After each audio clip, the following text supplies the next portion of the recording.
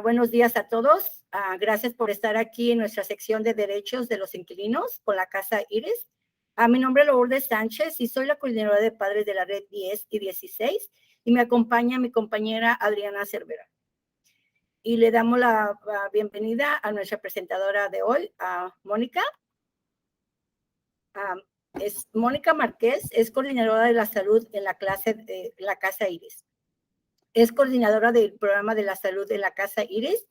Impacta talleres para información a la comunidad sobre hábitos saludables en la alimentación y la involucración de niños en la cocina.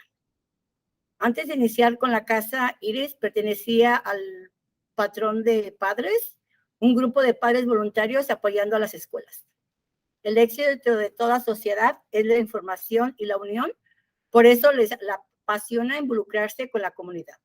Te paso el micrófono, Mónica. Claro que sí. Muchas gracias, Lourdes. Y muy buenos días a todos. Bienvenidos a esta sesión. Como ya nos habían comentado, mi nombre es Mónica Márquez. Soy la coordinadora del programa de salud de la Casa Iris.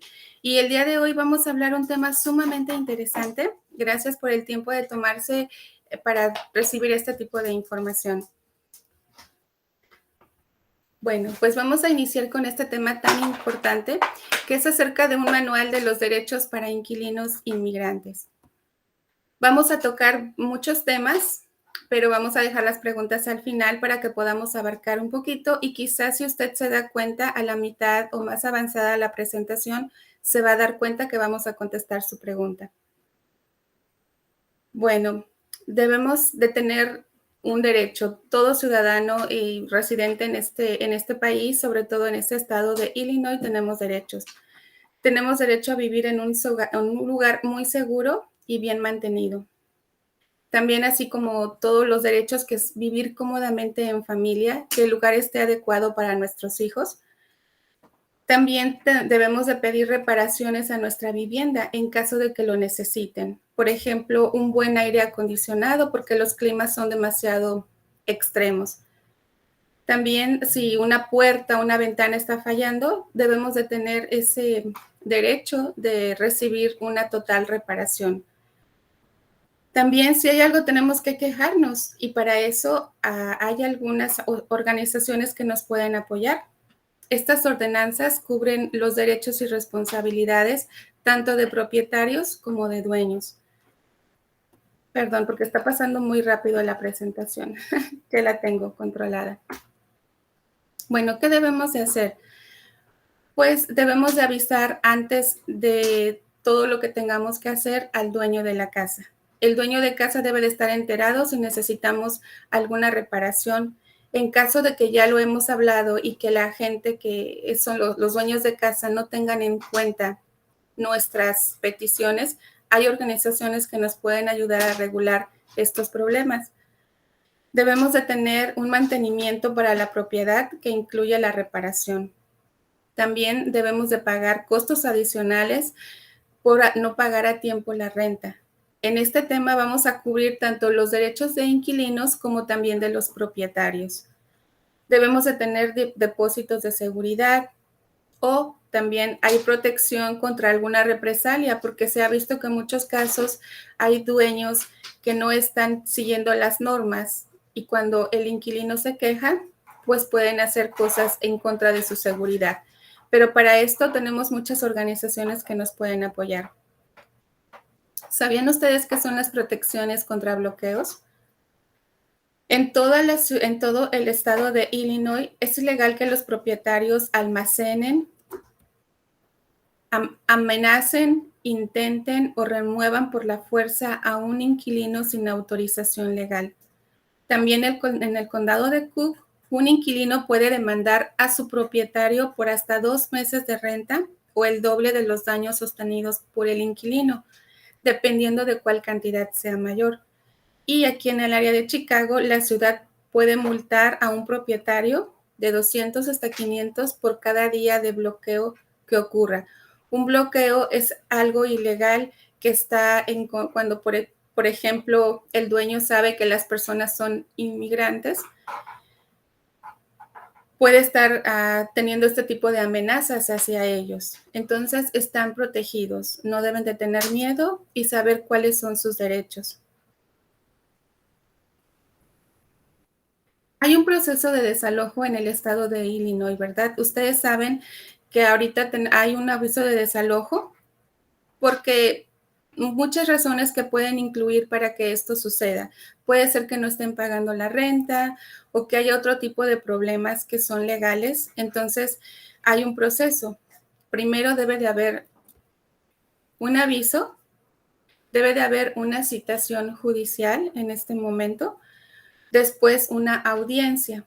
Y ahí es cuando se determina si el propietario gana o si o si pierde el caso y si el inquilino se queda en la unidad. Hay diferentes casos, por eso quisiera yo hablarles en general. No nos vamos a detener en cada caso, pero quiero que ustedes entiendan que hay un proceso, que no es de que el dueño de casa esté por escrito diciéndole al inquilino que tiene que retirarse. Eso no es un desalojo. Simplemente están empezando este proceso. Mientras no haya nada firmado o algo que esté en papel, no se puede llevar a cabo. Por eso les voy a hablar un poquito más adelante de todo esto. Hay diferentes tipos de desalojo. Hay algunos que consta de 5 días. Esto es cuando no se ha pagado la renta. Recuerden que aquellas personas que firmaron un contrato de renta, hay una cláusula donde dice que después de los 5 días se puede hacer algo legal o también hay un costo, ¿verdad? Que les están dando como hay una cláusula donde hay un pago extra por este retardo. También hay un aviso de 10 días que es cuando hay un incumplimiento. Si un inquilino, por ejemplo, viola los términos del contrato de arrendamiento, esto puede ser que dañe la propiedad o que vivan más personas dentro de este lugar cuando se ha pactado para menor cantidad. También incluye cuando las mascotas no aparecen en el contrato de renta, más sin embargo, el inquilino lleva mascotas, entonces el dueño tiene que avisar que quieren que desalojen ese apartamento o esa casa porque no estaba en el contrato ahora sí que este permiso para tener mascotas. También hay un tipo de aviso que dura de 30 hasta 60 días y esto es cuando el dueño vende la propiedad. Si la vende, entonces debe de avisarles de 7 hasta con 60 días de anticipación para que estén preparados aquellas personas que están viviendo en esa propiedad. También se cuenta con un aviso de 90 días. Esto se llama ejecución hipotecaria de la unidad. Por ejemplo, si la unidad de un inquilino forma parte de una propiedad que ya ha sido embargada y su alquiler ya no puede continuar. Bueno, pues ahora les vamos a dar un ejemplo de lo que es un desalojo. Este es el caso. Recibí un aviso de 10 días para el desalojo de mi propietario. ¿Qué es lo que podemos hacer? Inciso A, empacar mis cosas e irme de mi vivienda de inmediato. Inciso B, encerrarme en mi vivienda y negarme a irme. O el inciso C, que es contactar a un servicio legal para ayuda con mi caso de desalojo en la corte. ¿Cuál creen ustedes que sea la respuesta correcta? Vamos a ver. Obviamente la respuesta es la letra C. Se tiene que contactar a una de estas organizaciones que están dando ese apoyo para el desalojo y que son casos que ya se tienen que llevar a corte. ¿Y qué hacer si te bloquean o desalojan ilegalmente? Antes que nada, debemos de estar conscientes de que es un bloqueo, ¿verdad? Y también hay desalojos que son ilegales. Esto es cuando el dueño tiene llaves de la propiedad y entra y puede sacar cosas de la casa y eso no se debe de hacer. ¿Qué es lo que podemos hacer en este caso cuando nosotros, quizá nos pueda suceder a nosotros o a una persona que conocemos? Pues tenemos que estar enterados que tenemos derechos. Lo primero que tenemos que hacer es llamar a un abogado o a una organización de vivienda que sean de confianza. En caso de que ya sea una emergencia, porque hay violencia, hay algo que es muy fuerte, entonces es necesario siempre llamar al 911. y tienen que prepararse para dar parte a la policía o a aquella persona que llegue a auxiliarlos. Se tiene que dar el nombre, el teléfono del propietario para que puedan intervenir otras personas. También se tienen que asegurar de tener un documento de identidad. En este caso podría ser una matrícula del consulado, esa identificación que tenemos de la ciudad de Chicago, que es la CDK, o aquella licencia de manejo, que es temporal, para que se pueda mostrar o comprobar que estamos viviendo en ese lugar. Siempre es una sugerencia que debemos de tomar en cuenta. Si no tenemos los papeles físicamente, por lo menos vamos a guardar en nuestras notas o una foto en nuestro teléfono, porque muchas veces cuando suceden casos de emergencia, no vamos a tener el tiempo de sacar todos esos documentos, pero si los tenemos en una foto, es más fácil cargarlos con nosotros. Entonces, si llega a suceder ese caso, pues nosotros podemos hacerlo. Ni los agentes de policía ni el propietario pueden retirar las pertenencias de un inquilino, de una vivienda, de un alquiler sin una orden de un juez. Por eso les digo que es ilegal. Si ustedes saben de este caso, a continuación vamos a tener algunas organizaciones a donde ustedes pueden acudir. Déjenme decirles que también hay derechos de vivienda para inmigrantes. Si un inquilino indocumentado debe llamar a la policía o a la organización ACLU, siempre se recomienda mantener la calma. No debemos de correr, ni discutir, ni resistirse a algún oficial, porque aunque sea que nuestros derechos estén siendo violados, debemos de mantener la calma, ¿verdad? Y siempre mantener las manos donde el oficial puede estarlas mirando. No tiene que consentir a que le registren su persona o sus pertenencias. Ellos no tienen el derecho a estar haciendo eso. También no tiene que contestar preguntas sobre dónde nació, si es usted ciudadano o estadounidense o cómo fue que entró a este país. Cualquier cosa que le diga al oficial se puede usar en su contra en la Corte de Inmigración en un futuro. También no debemos de mentir ni presentar documentos falsos.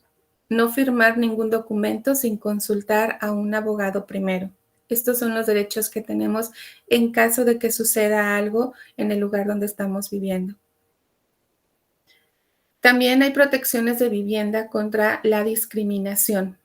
En el estado de Illinois, los propietarios se pueden negar o a vender o a proveer opciones limitadas o que cambien los términos del contrato de renta o que se trate de forma desigual basado en la raza, el color, el origen nacional, la religión, la creencia o algún estado familiar, por ejemplo, cuando ya son adultos mayores o cuando hay discapacidad de nuestros hijos o nuestra familia, como el estado civil. Hay personas que no son casadas, pero tienen derecho a tener un hogar, ¿verdad? O que no, o que son madres solteras, padres solteros. También cuando están, por ejemplo, embarazadas. Todos estos ejemplos quiere decir que todos somos iguales. No debemos de recibir ese tipo de etiquetas o algún otro caso que se dé para recibir una casa en un lugar cómodo, ¿verdad? Todo esto es discriminación. Si usted siente que está siendo tratado por su orientación sexual, por su religión o por su estatus migratorio, siente que está siendo tratado de forma diferente a los demás, tiene que levantar la voz, tiene que hablar y hacerle saber que ninguno de estos casos debemos de ser tratados de forma diferente. Todos somos seres humanos y todos tenemos la misma dignidad, no importa lo que estemos haciendo en ese momento o algo que tenga que ver con estos temas. ¿Qué pasa si yo estoy sufriendo una discriminación? Anote todos los incidentes posibles, incluyendo fechas, nombres y lugares. Si es posible, fotografías. Si tiene un video, algo que está sucediendo en ese momento, le va a servir mucho como pruebas para cuando sea usted defendido legalmente. También tiene que denunciar una discriminación a una organización que esté defendiendo los derechos de vivienda aquí en el estado de Illinois y también al Departamento de Derechos Humanos. Yo les dejo aquí un link para que ustedes puedan verlo. Hay un número de teléfono y usted puede hacer una declaración en este lugar en caso de que sufra alguna discriminación. Recuerden que siempre hay organizaciones que están ayudando y para eso se forman estos talleres para que ustedes conozcan los derechos y sepan a dónde recurrir. Hay una protección para los inquilinos que tienen discapacidades. Tienen derecho a solicitar una adaptación razonable. Por ejemplo, cuando es una casa y la persona necesita ir al baño, obviamente necesita tener unas barras, ¿verdad? Tiene que tener esas barras para que pueda hacer sus necesidades de forma segura. Las rampas cuando están en silla de ruedas. Se puede solicitar un cambio en una política o práctica que permita un acceso igualitario a la vivienda, como las plazas de estacionamiento, que deben de estar de una forma más cercana y más amplia. Y también pueden solicitar modificaciones físicas en la unidad que están alquilando para que les permita un acceso igualitario, como las barras en el baño. También hay una protección de sexo y género. Es ilegal para un propietario hacer cualquier insinuación sexual no deseada a un inquilino. Nos hemos enterado de casos donde es una mamá que vive sola y el dueño puede ser hombre, que pueda estar molestando de alguna manera a la persona que sabe que viva sola. Esto es completamente ilegal, entonces no debemos de permitir esta situación. Tampoco debe de crearse un ambiente que sea hostil u ofensivo o coaccionar a un inquilino de cualquier manera que puede ser, como interferir en lo que es la tranquilidad de un hogar, ¿verdad? También hay una ley de hogares seguros. Para inquilinos que han estado viviendo en situaciones violentas o abusivas durante los últimos 60 días, o les da el derecho al inquilino y a su familia a incluir un aviso por escrito y presentarlo a un juez. Como siempre les he dicho, hay organizaciones que nos están ayudando para este tipo de situaciones. También cuando se quiebra el contrato de renta e irse sin seguir pagando la renta, usted tiene que tener todo esto por escrito. También hay personas que cambian las cerraduras en caso de emergencia. Esto es cuando el dueño de casa está amenazando quizá a la persona que esté viviendo en ese lugar. El inquilino tiene derecho a cambiar las cerraduras. ¿Por qué? Porque siente que su seguridad está siendo amenazada. Por eso siempre debemos de sentirnos, esta ley de hogares seguros es precisamente para eso. Donde uno está viviendo debe de sentirse completamente seguro, al igual que toda la familia. Hay algunas cosas que tienen que estar en estos escritos, por ejemplo, la fecha en que sucedió este incidente, si fue con violencia o si fue algo inusual, todo debe de estar por escrito.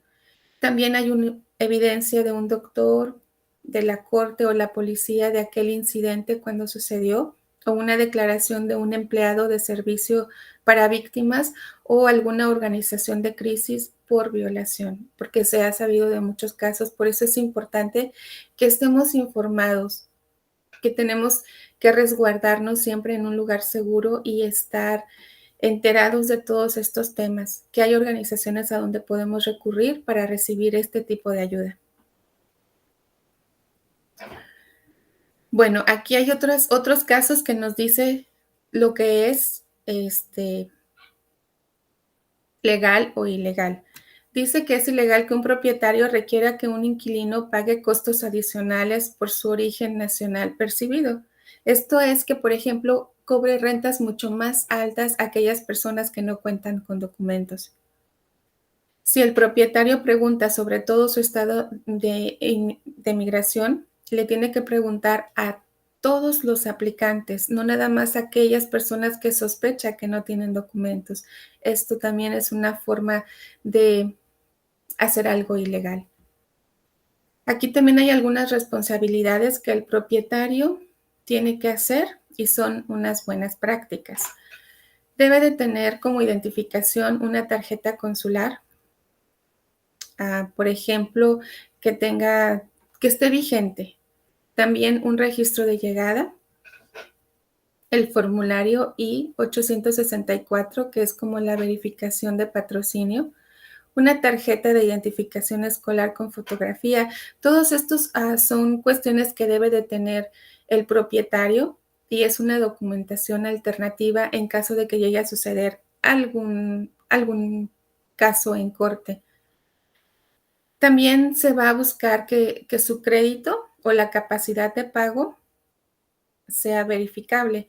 Por ejemplo, la carta del empleador o un talón de pago reciente, una carta de patrocinio o el formulario, por ejemplo, para la sección 8, que es el I-864, y entre otras opciones. Todo eso sirve para que el inquilino pueda proporcionárselo al propietario.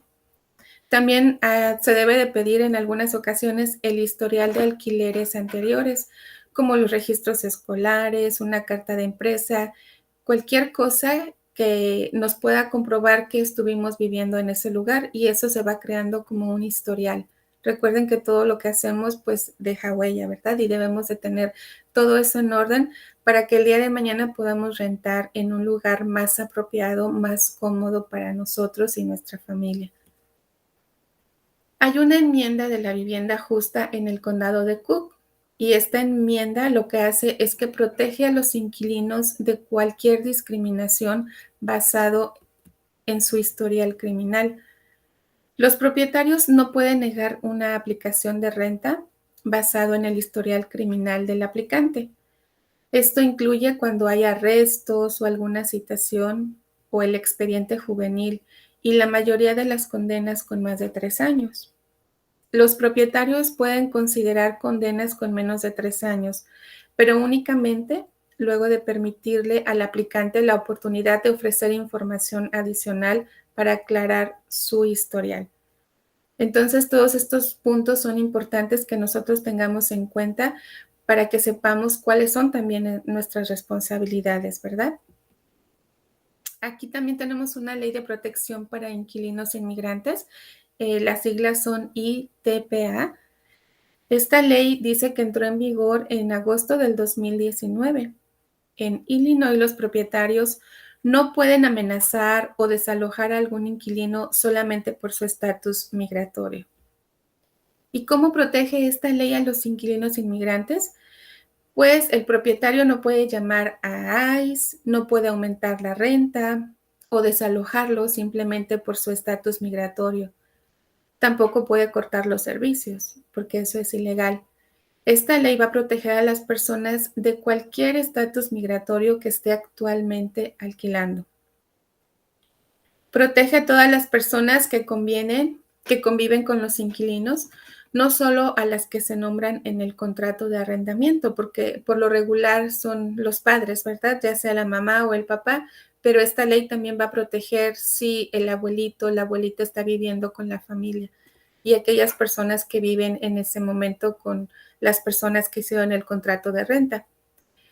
También protege a los inquilinos con contratos de arrendamientos verbales, no solo escritos. Entonces hay que tomar muy en cuenta eso. Hay veces que muchas de las familias no tienen un contrato escrito, más sin embargo han hablado directamente con el dueño. Entonces esa ley también protege a los inquilinos. ¿Qué pasa si mi propietario me amenaza o me desaloja por mi estatus migratorio? Aquí está la parte importante de la presentación. Tenemos que ponernos en contacto con un abogado de forma inmediata. La organización que cuida todos estos derechos se llama MALDEF. El número de teléfono que les voy a decir a continuación lo pueden anotar para que ustedes sepan a dónde recurrir. El teléfono es 312-427-0701, y hay un correo electrónico también que pueden ustedes tomar de la presentación. Si gana una demanda contra el propietario, podría ganar dinero para pagar cualquier daño que haya sido causado. $2,000 adicionales por cada incidente y también dinero para pagar al abogado. Discutir, ni siquiera mencionar la situación de inmigración o ciudadanía del inquilino en los procedimientos civiles. Eso no se tiene ni qué decir. Es un ser humano que necesita apoyo y se le va a dar en la corte. Está prohibido y es irrelevante a menos que el inquilino lo mencione o sea necesario para cumplir con la ley federal, pero si no es necesario, no se tiene ni que mencionar el estatus migratorio en ese momento. Hay algunas limitaciones que tiene la ITPA, ¿verdad? Que no cubre a las personas cuando solicitan una nueva vivienda. Tampoco cubre las viviendas financiadas con fondos federales que requiere que los propietarios comprueben su estado migratorio. Hay algunas organizaciones o edificios que están destinados para personas que son ciudadanas, pero eso es, por ejemplo, cuando son soldados o que ya se terminó el límite de servicio, ¿verdad? Los propietarios pueden pedir la información necesaria para la comprobación del crédito antes de alquilar otra unidad. O también la limitación es cuando los inquilinos deben seguir pagando la renta hasta que se muden. Esas son algunas de las excepciones o límites que tiene esta ley de protección para que pueda hacer su trabajo.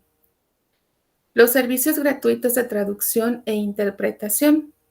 Recuerden que no todas las personas hablan inglés en este país, ¿verdad? Entonces hay organizaciones que nos pueden ayudar para que sepamos que nos llegue un documento que está totalmente en inglés. Podemos pedir esa ayuda para que lo puedan traducir y estemos enterados cuáles son los términos o cuáles son los avisos que nos están llegando. Para esto, hay aquí una organización de la Autoridad de la Vivienda de Chicago. Las siglas son CHA y aquí está el número de teléfono 312-742-8500. Puede usted recurrir en caso de que necesite algo que tenga que ver con su vivienda, cualquier aviso y necesite interpretación. Ahora vamos a ver un ejemplo, ¿verdad? ¿Cómo va a protegernos esta organización llamada ITPA? Vamos a ver, mi propietario nos ha dicho que tenemos que mudarnos en 2 semanas y nos ha amenazado con llamar a ICE, aunque nuestro contrato de arrendamiento no termina hasta el mes de diciembre. ¿Cómo nos protege? Uy, ya les estoy dando la respuesta sin querer. La opción A es, puedo ponerme en contacto con un abogado y presentar una demanda civil alegando discriminación. B, puedo dejar de pagar la renta y rescindir mi contrato. C, puedo reducir mi alquiler para reflejar los daños emocionales. Vamos a ver la respuesta. La respuesta es el inciso A. Puedo ponerme en contacto con un abogado y presentar una demanda civil alegando discriminación. Para esto, llame usted a Maldev. Tengo otro ejemplo. Estoy en un tribunal y necesito un intérprete, pero no hay ninguno disponible. ¿Qué puedo hacer? El inciso A. Tengo que seguir con mi caso y tratar de entender lo mejor posible. Inciso B. Puedo hacer que mi caso sea cambiado a una hora en la que haya un intérprete disponible. O C. Tengo que pagarle a alguien para que me interprete durante el caso. ¿Ustedes qué creen que podemos hacer? ¿Cuál es la respuesta correcta? Vamos a ver. La respuesta correcta es la letra B. Podemos hacer que el caso lo cambien para un día y una hora en que tengamos un intérprete disponible para nosotros. No tenemos que pagarle a nadie, ni tampoco debo de esforzarme por entender, porque hay cosas que no voy a comprender y necesitamos, cuando son este tipo de cosas, tenemos que estar bien conscientes de lo que vamos a afirmar, de lo que vamos a decir y lo que nos están diciendo. Por eso es necesario tener este servicio y vamos a continuar. Asistencia de renta, hipoteca y la carga pública. Vamos a tocar un poquito estos 3 temas. ¿Qué es carga pública? La carga pública es parte de la ley de inmigración que le aplica a ciertos inmigrantes que buscan ajustar su estatus de residente a permanente legal o que tienen una visa para entrar en los Estados Unidos para saber la probabilidad que dependan de ciertos beneficios públicos en un futuro.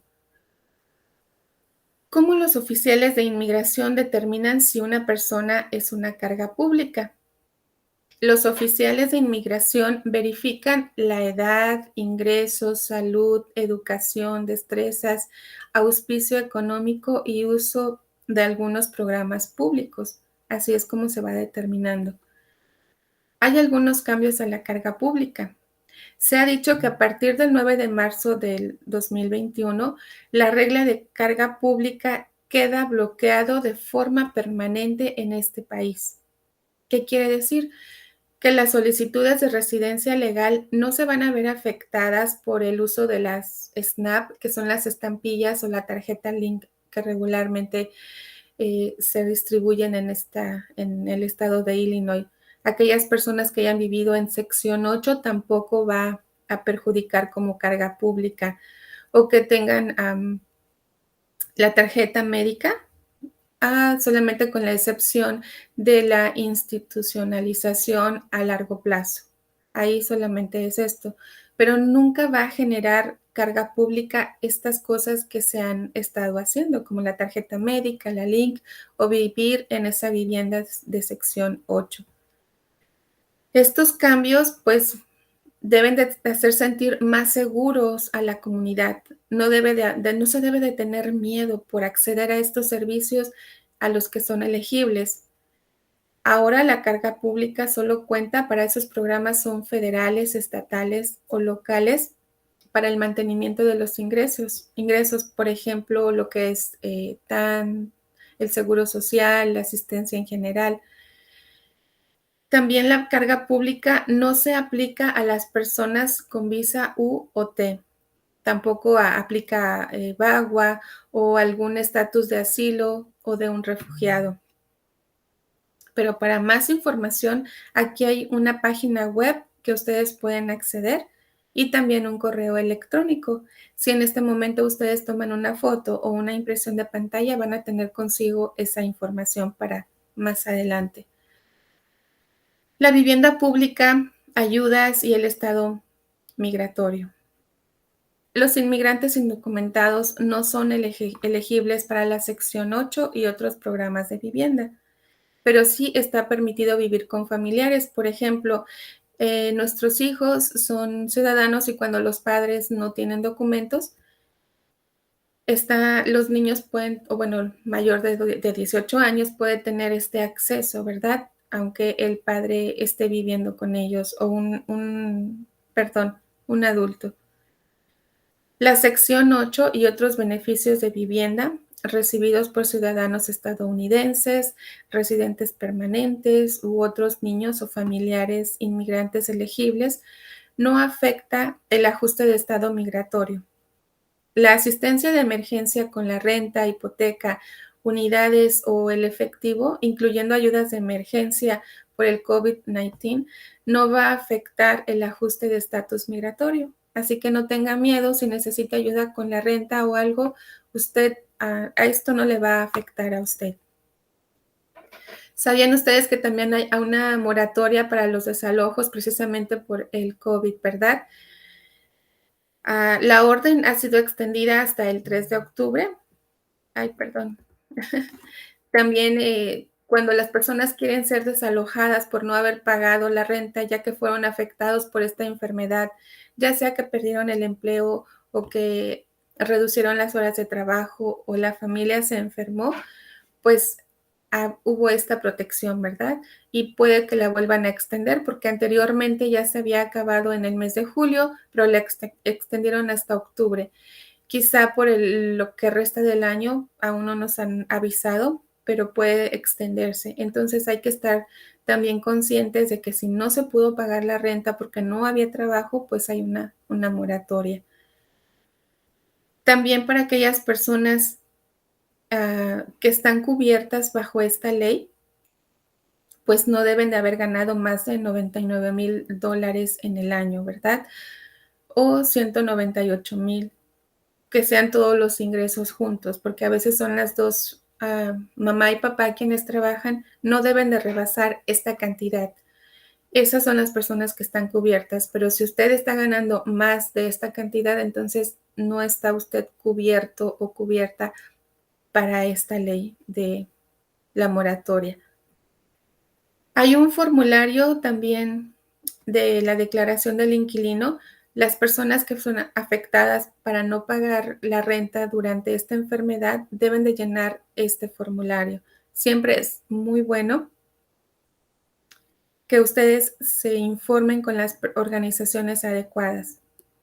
Y ellos les van a decir cómo protegerse, cómo llenar el formulario. También la moratoria de desalojos por COVID-19 en el estado de Illinois. Siempre se dice que firmen 2 copias del formulario de declaración. Ay, perdón. Y se deben de conservar todo esto. Se debe de conservar una y otra se va a enviar al propietario. Enviar por correo electrónico el formulario de declaración firmado. Perdón. Debí traer un poco de agua.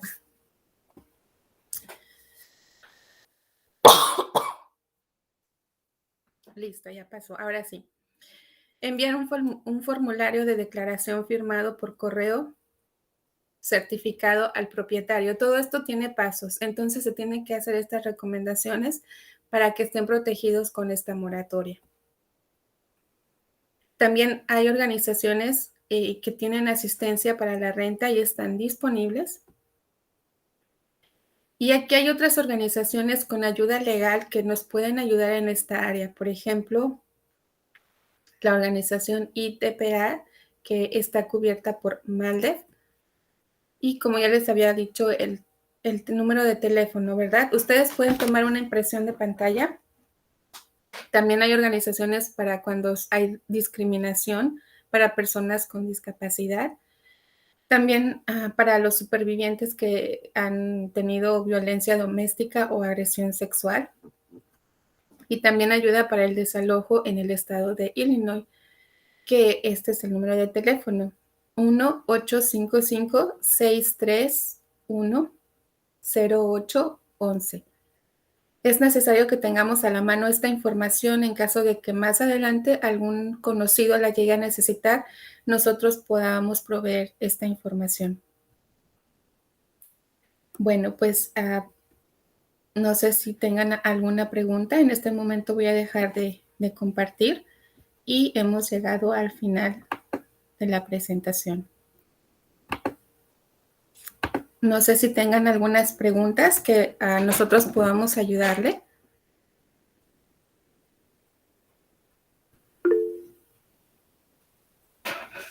Muy bien. Miriam tiene una pregunta. Perdón. Miriam Baena. Buenos días. Muy buenos días. Yo tengo una pregunta en relación a, por ejemplo, cuando estabas diciendo de que un contrato se puede tener tanto verbal como por escrito. Lo que pasa es que hay dos cosas. Puede que sea escrito, por ejemplo, cuando hay un contrato de renta, ¿verdad? Pero también puede ser de forma verbal. Esto es cuando yo hablé en ese momento con el dueño de la propiedad y le dije que quería rentar esa casa. Ahí se hizo un documento verbal, o bueno, hubo un contrato verbal que solamente lo hablamos. Ok. Y por ejemplo, en ese tipo de ayudas, ¿alguna de estas organizaciones que nos diste podrían ayudarnos a saber cómo se maneja un contrato? Claro que sí. Sí, aquí tenemos algunos que es, por ejemplo, para asistencia en casos de que hubo alguna discriminación por parte de los inquilinos por el estatus migratorio, se puede contactar a MALDEF. Ok. Y aquí está la página oficial. En el chat nos han puesto todos los links para las organizaciones y también los números de teléfono. Sí. Sí, los estoy anotando ahorita ya para Perfecto. tenerlos a la mano porque luego se le olvida a uno. Es cierto. Y luego es mucha información. Creo que fue mucha información en poco tiempo, ¿verdad? Siento que ibas muy rápido. Pero es necesario que sepamos un poco de todo para poder cubrirnos, ¿no? Llegar a cualquier necesidad. Sí se entendió, la verdad yo tenía muchas dudas. También lo que tocó de la qué es y qué no es carga pública, porque a veces, bueno, yo soy parte de un comité en mi escuela, entonces a veces hacen preguntas y uno no puede saber, pero ya están aquí los links para que uno pueda decirles, puedes investigar aquí, mira, aquí dice que lo que sí es y lo que no es. Me gustó, muchas gracias. Muy bien, gracias a usted, Miriam. Tenemos una De pregunta hecho, Hortensia escribió, ¿el dueño de casa cobraría por el contrato? No se cobra, bueno, hasta ahorita lo que yo tengo entendido que él lo hace. No sé si a él, a donde lo vaya a solicitar, parece que sí hay un costo, pero no tengo noción de cuánto es. Pero sí, a ellos como dueños de casa, cuando van a ofrecer un contrato de renta, parece que es mínimo el costo, pero no debe de cobrarle al inquilino por el contrato de renta. Yo tengo entendido que no se cobra. Yo tengo familia que rentan y no cobran, y yo rento y no cobran. Nunca no se cobra por el contrato, ¿verdad? Tal vez algunas personas, tal vez sí. Lo que yo he escuchado, bueno, es que como la sesión pasada tuvimos a personas, esto es por lo de la ayuda con la renta. Yo creo que es el mismo contrato, pero le tenían que cambiar fechas o algo así. Ahí sí tuvo que ser como un costo de un notario. Pero por lo regular, pues no debe de haber ningún costo por parte del inquilino, ¿verdad? Para hacer un contrato. Y creo que es la forma más limpia, ¿no? Debe de haber un contrato, que todo esté por escrito, aunque sí hay mucha gente que lo hace de forma verbal. Son válidas las dos opciones. Adelante, Miriam. Hablando de lo que acaban de mencionar, y esas, cuando uno aplica para buscar un departamento, bueno, no me pasó a mí, fue de una amiga, pero se me vino a la mente. Para que ella pudiera ver el departamento, tenía que meter una aplicación y le cobraban $50. Y sabiendo que tanto no se podía quedar como sí se podía quedar en ese departamento. Eso es válido porque ella se mudó antes de la pandemia, como 4 o 5 años, y anduvo soltando 50 para meter la aplicación para que la tomaran en cuenta para poder rentar un departamento. Y le decían, si no se queda, el dinero no se regresa. Sí. Era como una aplicación y pedían referencias, tenía que llenar ese papel,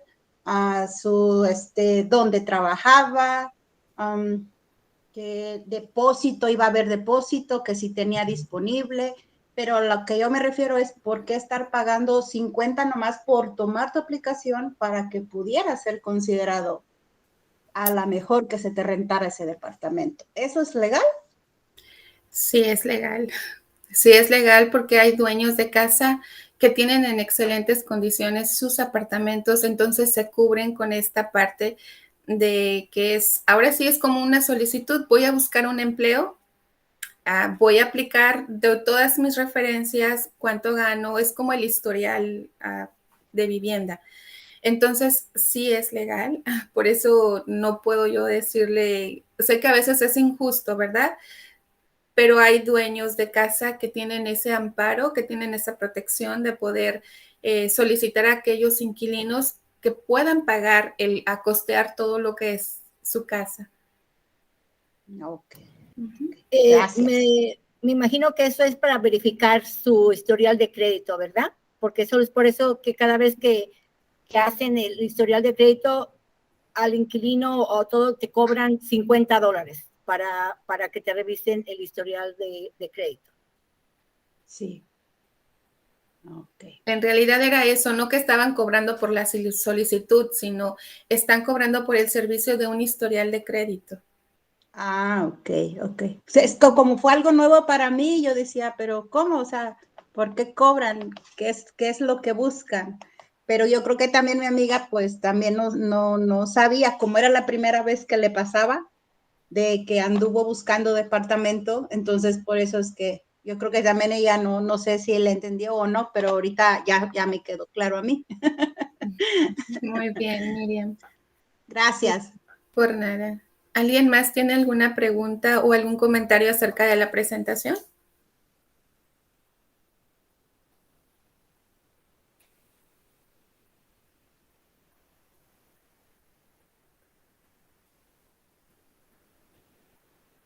Parece que no, ¿verdad?